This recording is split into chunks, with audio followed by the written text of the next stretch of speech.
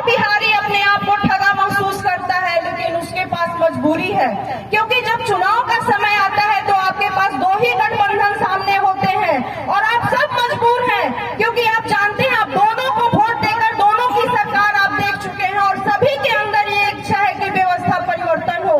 और इस मंच से मैं औरंगाबाद जिले से मनोज जी आए थे, मैं उनकी बातों को बहुत गौर से सुन रही थी, क्योंकि वो जिस तरह से किसानों की बात रख रहे थे, आज मुझे वो बात याद आ गया।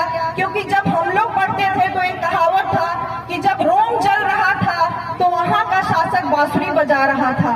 वही स्थिति हमारे इस बिहार की है। अगर उत्तर बिहार बाढ़ से ग्रसित होता है तो दक्षिण बिहार सुखाड़ से ग्रसित होता है। इसी देश के सम्मानित प्रधानमंत्री अटल बिहारी वाजपेयी ने कहा था कि बाढ़ कोई बहुत बड़ी समस्या नहीं है। अगर पानी जो बाढ़ में इधर से उधर चली जाती है, अगर उसको व्यवस्था दे दी जाए तो न कहीं सुखाड़ होगा न कहीं बाढ़ होगा। लेकिन अफसोस के साथ में आप तमाम समाज के सम्मानित आदमी हैं, मैं इसलिए आपको ये बात कहना चाहूंगी कि जब भी इस बिहार में बाढ़ आता है तो आप लोग देखते होंगे कि क्या व्यवस्था होती है। एक मुआवजा आता है बिहार सरकार की तरफ से, चाहे किसी की भी सरकार हो। मैं हर सरकार पर कटाक्ष करना चाहती हूँ, क्योंकि एक व्यवस्था मुआवजा आता है किसानों के बीच में और आप वो मुआवजा को देखते हैं किस तरह से आपकी गाढ़ी कमाई, बिहार में किसी की भी सरकार हो, आपकी गाढ़ी कमाई को कभी हेलीकॉप्टर से अनाज के रूप में गिराया जाता है, कभी शिविर लगा के आप ही की गाढ़ी कमाई को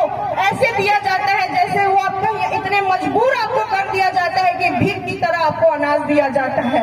बाबा साहब भीमराव अंबेडकर ने तो इस हिंदुस्तान को लोकतंत्र की सबसे बड़ी ताकत वोट का अधिकार दे दिया था।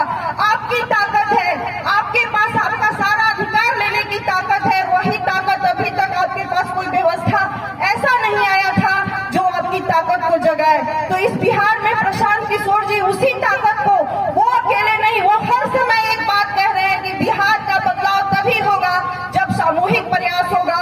और सामूहिक प्रयास के लिए तो भारत का संविधान है, वोट का अधिकार है। इसलिए आने वाले समय में मैं आप सबसे अपील करना चाहूंगी कि इस व्यवस्था परिवर्तन के लिए आपका बिहार का बेटा जो इस व्यवस्था परिवर्तन में सामूहिक प्रयास की बात आप लोगों से कर रहा है, उस सामूहिक प्रयास में आप अपनी अग्रणी भूमिका जरूर निभाइएगा। दोनों पार्टियों को देख चुके, एक बार इस रणनीतिकार को, बिहार के बेटा को, जो हर कदम पे इस व्यवस्था के परिवर्तन के लिए आपको आवाज दे रहा है, आपको उनकी आवाज जरूर सुनिए। और अब जब मत का समय आए तो इस व्यवस्था परिवर्तन पर ऐसा चोट कीजिए कि आपका जो आपका अधिकार है आपको पूर्ण रूप से इस बिहार में मिले, क्योंकि जब तक किसान खुशहाल नहीं होगा इस बिहार से पलायन भी नहीं रुकेगा।